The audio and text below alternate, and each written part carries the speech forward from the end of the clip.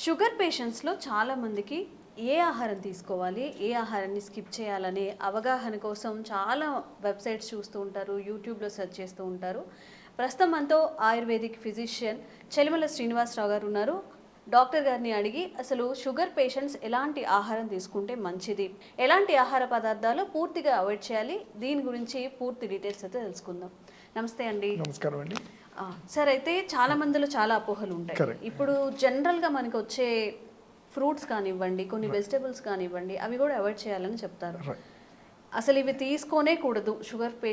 Sugar అనేది ఉన్నప్పుడు చాలా మోస్ట్ డేంజరస్ వెజీస్ కానివ్వండి, ఫ్రూట్స్ కానీ అలాంటివి ఏవైనా ఉంటే ఈరోజు మా కోసం తెలియజేయండి. తప్పకుండా.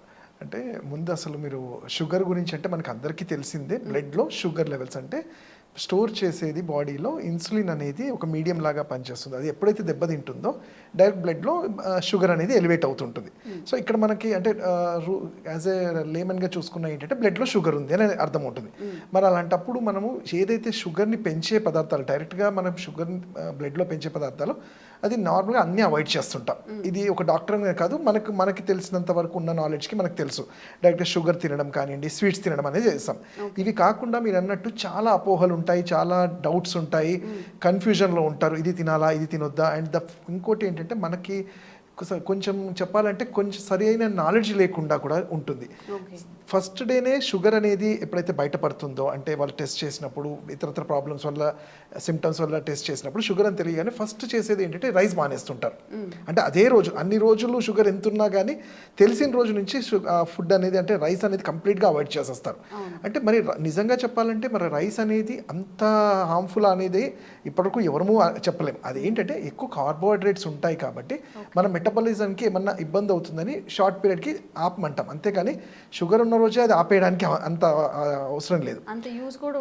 అంటే మనము మన ఇండియన్ మన జీన్లో ఎలా ఉన్నాయంటే ఈ మన వైట్ రైస్ అనేది మనం తీసుకోకపోతే మనకి ఎనర్జీ ఉండదు. అంటే మీరు చూడండి చాలా మంది రైస్ లేకపోతే అసలు వాళ్ళకి తిన్నట్టు కూడా ఉండదు, చాలా అనీజీగా ఉంటారు, స్కిప్ చేసినా ఉంటుంది. అంటే మనం చాలా ట్రై చేస్తుంటాము మిల్లెట్స్ అని కానివ్వండి, ఇంకోటి అని కానివ్వండి, ఇంకోటి.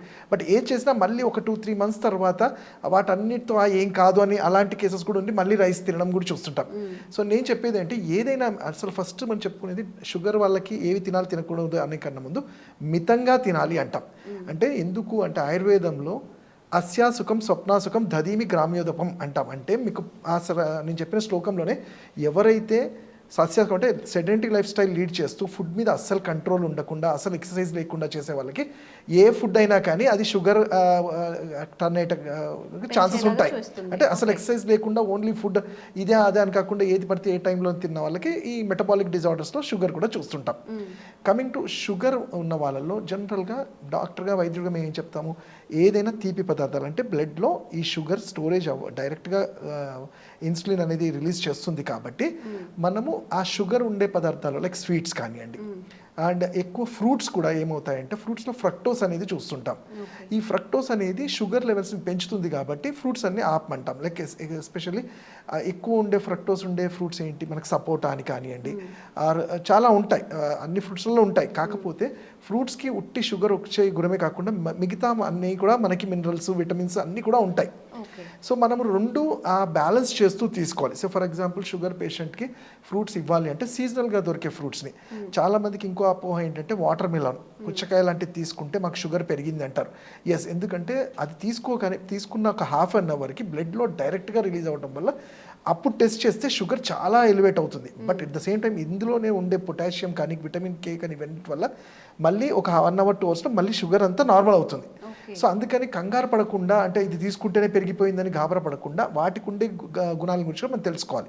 సో అలాంటప్పుడు ఈవెన్ నేను చెప్పినట్టు వాటర్ మిలన్ తీసుకోవడము, అట్లానే ఈ షుగర్ అనేది 40-45 years తర్వాత వస్తుంది కాబట్టి కొంచెం మెటబాలిక్గా హార్మోనల్గా చేంజెస్ ఉంటాయి కాబట్టి వీళ్ళకి కావాల్సిన ఫ్రూట్స్ ఏంటి మంచిగా పొటాషియం ఉన్నది కానివ్వండి, ఉన్నది ఏంటంటే మనకి బనానా అంటాం, బనానా. కానీ అయితే ఈ ఫ్రూట్స్ని ఆయుర్వేదంలో కూడా కఫాన్ని పెంచేవి అంటాం, అంటే మెటబాలిక్ని పెంచేవి అంటాం. సో కఫాన్ని పెంచేవి ఎప్పుడైనా రాత్రి టైంలో తీసుకోకూడదు. అలానే జామకాయ కానివ్వండి, యాపిల్ ఇలాంటివి కూడా సీజనల్గా దొరికే ఏ ఫ్రూట్స్ అయినా తీసుకోవచ్చు, మితంగా తీసుకోమంటాం. ఓకే. మరి కొబ్బరి నీళ్ళు ఇలాంటివి తీసుకోవచ్చు, కొబ్బరి నీళ్ళు కానివ్వండి, బెల్లం కానివ్వండి, తాటి బెల్లం అంటూ ఉంటారు, Right, ఇవి ఏమైనా ఎగ్జాంపుల్స్? కరెక్ట్. అంటే కొబ్బరి నీళ్ళు డెఫినెట్లీ, ఎందుకంటే మనందరికి తెలిసిందే అది ఎలక్ట్రోలైట్స్ దాంట్లో సమృద్ధిగా ఉంటాయి కాబట్టి అంటే తీసుకోవడం. కాకపోతే ఏదైనా ఒకటి గుర్తుపెట్టుకోండి, అతిగా కాదు అంటే అంటాం కదా, అతివృష్టి అనావృష్టి అన్నట్టు. ఎక్కువ అదే పనిగా నేను ఇంకా కొబ్బరి నీళ్ళు తాగమన్నారు కదా అని అదే తాగడం వల్ల ఏంటంటే దాంట్లో సోడియం రిటెన్షన్స్ కూడా జరిగే ఛాన్స్ ఉంటాయి. కాబట్టి యాజ్ ఎ మీడియంగా కొబ్బరి నీళ్ళు తాగొచ్చు. ఇంకా మంచిగా చెప్పాలంటే మజ్జిగ తీసుకోవచ్చు, ఇలాంటివన్నీ తీసుకోవచ్చు. ఓకే, మజ్జిగ. మజ్జిగ. ఇప్పుడు ఉన్నది ఏంటంటే పెరుగు కూడా మనకి ప్యూర్ పెరుగు దొరకట్లేదు, అది కూడా అడల్టరేట్ అవుతుంది అని చెప్పి. ఈ చద్దన్నంలో పెరుగుతో తినడం పొద్దున్నే, ఇది కూడా సేఫేనా? ఇది కూడా అవాయిడ్ చేయాలా? నేను అదే చెప్పాను, మా ఆయుర్వేదంలో ఈ మధుమేహం అంటాం దీన్ని. కఫాన్ని పెంచే ఏ ఫుడ్ తీసుకున్నా కానీ షుగర్ పెరుగుతుంది. కఫాన్ని పెంచే దాంట్లో ఫస్ట్ వచ్చేది ఏంటంటే పెరుగు అంటాం. అయితే కాకపోతే పెరుగుకుండే మంచి గుణాలు ప్రోబయోటిక్ అంటాం. అది ప్రతి రక్త కణాలని మన బాడీలో ఉండే మజిల్స్ని వీటన్నింటి కూడా కరెక్ట్ చేయడంలో హెల్ప్ చేస్తుంది. సో అందుకని వీళ్ళకి ఏం చేస్తామంటే నైట్ టైమ్స్ అనేది ఈ కర్డ్ని అవాయిడ్ చేయమంటాము. అదే మార్నింగ్ టైమ్స్ మన లంచ్ టైంలో పెరుగు కానివ్వండి, మజ్జిగ లాంటివి తీసుకోవడానికి ప్రోత్సహిస్తుంటాం. సో అట్లానే మీరు ఇంతకు ముందు అన్నట్టు తాటి బెల్లం అన్నారు. సో బెల్లం కానివ్వండి, తేనె కూడా ఆ కండిషన్ ఏంటంటే మనం రెగ్యులర్గా ఒబేసిటీ అని లేకపోతే క్లిన్జింగ్ అని తేనె చాలా విరివిరిగా యూజ్ చేస్తుంటాం ఎక్కువ. సో ఈవెన్ ఈ తేనె లాంటిది కూడా షుగర్ పేషెంట్స్లో అది ఇన్సులిన్ని బాగా డిస్టర్బ్ చేస్తుంది కాబట్టి తేనెని కూడా అవాయిడ్ చేయమంటాము. అయితే బెల్లంలో ఈ తాటి బెల్లం ఏదైతే ఉందో నల్లగా ఉండే బెల్లం కొంతవరకు అది చాలా మంచిగా, దానివల్ల షుగర్కి ఎటువంటి ఇబ్బంది లేకుండా అది యూస్ చేసుకోవచ్చు. ఇన్స్టెడ్ ఆఫ్ మనం ఈ షుగర్ వీటికన్నా అది యూస్ చేసుకోవచ్చు. కొన్నిసార్లు పటిక బెల్లం అంటాం, అంటే మిస్ట్రీ అని దొరుకుతుంది, వీటిని కూడా మనం షుగర్ ప్లేస్లలో యూస్ చేసుకోవచ్చు. ఓకే, జనరల్గా షుగర్ పేషెంట్స్కి ఏంటంటే మనం ఒక హాస్పిటల్కి వెళ్ళి కన్సల్ట్ చేయగానే పర్టికులర్గా కొన్ని చెప్తారు, ఇవి తినకూడదు, పూర్తిగా అవాయిడ్ చేయండి అని చెప్పి. అండ్ యాజ్ పర్ మీరు చెప్పిన దాని ప్రకారం నాకు అర్థమైంది ఏంటంటే ఏది తిన్నా కానీ, బెల్లం తిన్నా కానివ్వండి, ఇప్పుడు కొబ్బరి నీళ్ళు అనుకున్నాము, పుచ్చకాయ అనుకున్నాము, ఇలాంటి ఐటమ్స్ తినాలనుకున్నప్పుడు కాస్త లిమిటెడ్గా తింటే మంచిది, అవాయిడ్ చేయక్కర్లేదు. అయితే ఇక్కడ మనం తెలుసుకోవాల్సింది ఏంటంటే, ఇప్పుడు షుగర్ అనేది మీరు అన్నట్టు ఒక లిస్ట్ ఆఫ్ డైట్ ఎందుకు చెప్తాము అంటే, వీళ్ళ లైఫ్ స్టైల్లోనే ఆ డైట్ వల్ల ఈ డయాబెటిక్ అనేది వచ్చింది. సో అదే కంటిన్యూ చేస్తూ మెడిసిన్ వాడితే దేర్ ఇస్ నో యూజ్. అంటే నేను చేయాల్సిన ఫుడ్లో నేను చేస్తూనే ఉంటాను, ఒక మెడిసిన్ వేసుకుంటాను, దానివల్ల ఒక 6 hours నార్మల్గా ఉంటుంది అంటే ఇతరత్ర ప్రాబ్లమ్స్ వల్ల కాంప్లికేషన్స్ అరైజ్ అవుతాయి. సో అందుకనే అసలు పాజిటివ్ ఫ్యాక్టరే ఫస్ట్ తగ్గించాలి మనం. అంటే ఇప్పుడు చూడండి, లేట్ నైట్స్ తినడం అనేది మన మెటబాలిజానికి కరెక్ట్ కాదు. అండ్ ఎస్పెషల్లీ ఇప్పుడు రీసెర్చెస్ జరుగుతుంది, మా ఆయుర్వేదంలో ఎప్పుడో చెప్పబడింది, ఈ డయాబెటిక్ ఎంతైనా కానీ ఒక మూల కారణం మన లివర్ నుంచి కూడా అంటాం. లివర్ అబ్జార్ప్షన్ సరిగ్గా ఉంటే అసలు ఏదైనా బాడీ డైజెస్ట్ చేసుకుంటుంది. ఎప్పుడైతే ఈ లివర్ ఫ్యాటీ లివర్గా టర్న్ అవటము, హార్డ్గా తయారవటము, పైత్యరసం బైల్ జ్యూస్ సరిగ్గా బాడీలో అబ్జర్వ్ కాకపోవడం వల్ల ఈ ఫుడ్ అంతా కూడా డిస్టర్బ్ అవుతుంది. సో దానివల్లనే ఈ చక్కెర స్థాయిలు కూడా పెరుగుతూ ఉంటాయి. సో అందుకని ఏం చేస్తాము మనం, అసలు ఫస్ట్ ఈ లివర్ని కంట్రోల్ చేసేది, లివర్కి సంబంధించిన డైట్ కూడా చాలా ఇంపార్టెంట్. దాంట్లో మేము చెప్పే పద్ధతులు అంటే వీళ్ళ కార్బోహైడ్రేట్స్ ఎంత ఉండాలి, ప్రోటీన్స్ ఎంత ఉండాలి, అలానే ఫైబర్ ఎంత ఉండాలి అనేవి కూడా చూసుకొని మనం తీసుకునే ఫుడ్లోని ప్రత్యేకంగా అవసరం లేదు.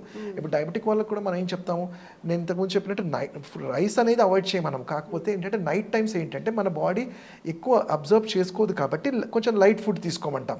అలాంటి టైంలో మిల్లెట్స్ లాంటివి యాడ్ చేయొచ్చు. ఎందుకంటే ఇప్పుడున్న జనరేషన్ మా పేషెంట్స్ నుంచి కూడా మాకు వచ్చిన ఫీడ్బ్యాక్ ఏంటంటే మిల్లెట్స్లో ఉండే high energy and high fibre వల్ల బాడీలో ఈ క్లిన్సింగ్ అనేది జరుగుతుంది. ఎనర్జీ వల్ల డయాబెటిక్ వాళ్ళలో ఈ న్యూరోపతి ఇలాంటివి రాకుండా కూడా హెల్ప్ అవుతుంది.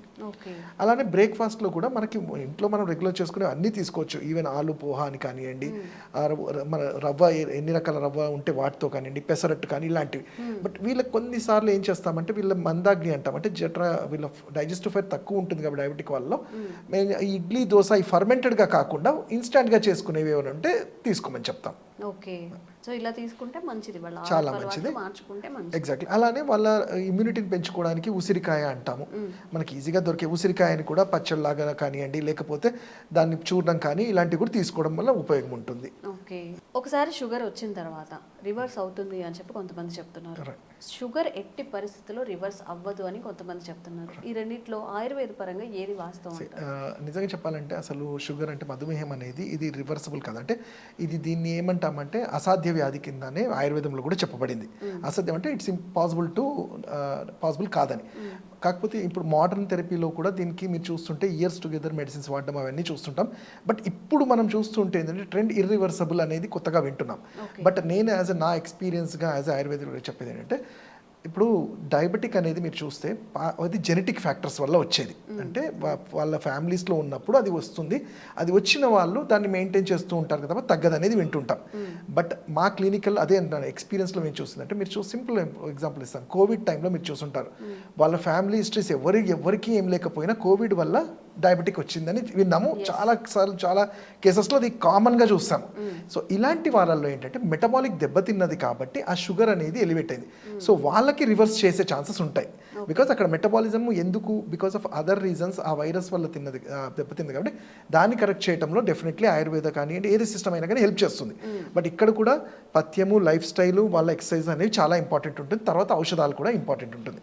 కొన్ని జెనెటిక్ వల్ల ఉన్న వాళ్ళల్లో కానీ అయితే ఇప్పుడు ఇంకా రీసెర్చ్ జరుగుతుంది. అంటే మేము ఎంత అసాధ్యమైనా కానీ ఇప్పుడు మనకి ఏంటంటే ఇన్ఫర్మేషన్, మనము దాని ఎక్స్పీరియన్స్ అది పేషెంట్ మీద చూస్తుంటే ఏంటంటే ఇర్రివర్సిబుల్ అనేది అంటే జెనెటిక్ ఫ్యాక్టర్స్ ఉన్న వాళ్ళల్లో నేను సింపుల్ ఎగ్జాంపుల్ ఒకటి ఇస్తాను.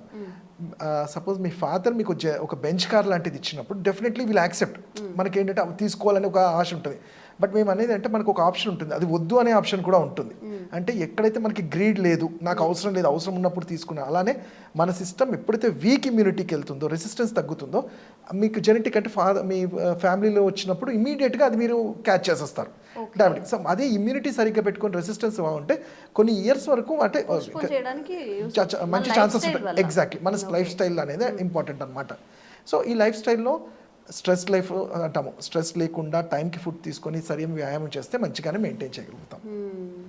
కొన్ని ఉంటాయండి లైఫ్ స్టైల్ డిసీజెస్ అని, మనం ఏర్ కోర్ తెచ్చుకుంటాం అనమాట. పిచ్చి ఫుడ్ అంతా తింటూ ఉంటాము, లేట్ నైట్స్ తింటూ ఉంటాము, దానివల్ల బాడీకి చాలా డ్యామేజ్ జరుగుతుంది. ఒక డిసీజ్ రావడానికి అప్పటికప్పుడే రాకుండా మీరు లాస్ట్ వీడియోలో చెప్పారు కొన్ని మంత్స్ పడుతుంది. మనకి చాలా సింప్టమ్స్ చెప్తుంది కానీ మనం దాన్ని గుర్తించలేము. అది లేజీగా ఉండడం, వర్క్ చేయలేకపోవడం. సింపుల్ అంటే నేను ప్రతి వీడియోలో చెప్పినట్టు ఏంటంటే మన శరీర తత్వం ఏంటంటే మీరు ఏ సిస్టమ్ నుంచి ఉండే anabolism and catabolism together metabolism అంటాం. అంటే మన తిన్న ఫుడ్ మన బాడీ బ్రేక్ డౌన్ చేసుకుంటే we're healthy, that is metabolism అంటాం. తీసుకునే ఫుడ్ మన బాడీ అబ్జర్వ్ అవ్వట్లేదు, లేకపోతే ఎక్కువ అయింది అన్నప్పుడు ఈ మెటబాలిక్ ప్రాబ్లమ్స్ అన్నీ వస్తుంటాయి. అవి ఎందుకు దెబ్బతింటాయంటే సరైన వ్యాయామం లేకుండా, సరైన టైంకి ఫుడ్ తీసుకోకుండా, అండ్ ఇప్పుడున్న జనరేషన్లో ఈ లైఫ్ స్టైల్ అంటే మనం చూస్తుంటే ఫాస్ట్ ఫుడ్ లైఫ్ స్టైల్లో స్ట్రెస్ అనేది కూడా చాలా కామన్గా, నిద్ర లేకపోవటము, ఇవన్నిటి వల్ల కూడా ఈ మెటబాలిక్ డిజార్డర్స్ చూస్తూ ఉంటాం. మీరు అన్నట్టు కావాలని కొన్ని డిసీజ్ వచ్చే ఉంటాయి, ఇవి కొన్ని తెచ్చుకునేవి ఉంటాయి. సో కొంచెం జాగ్రత్తగా ఉంటే కాస్త మనం హెల్తీగా బ్రతకొచ్చు, ఇంకొన్నాళ్ళు హ్యాపీగా ఉండొచ్చు. థ్యాంక్ యూ అండి.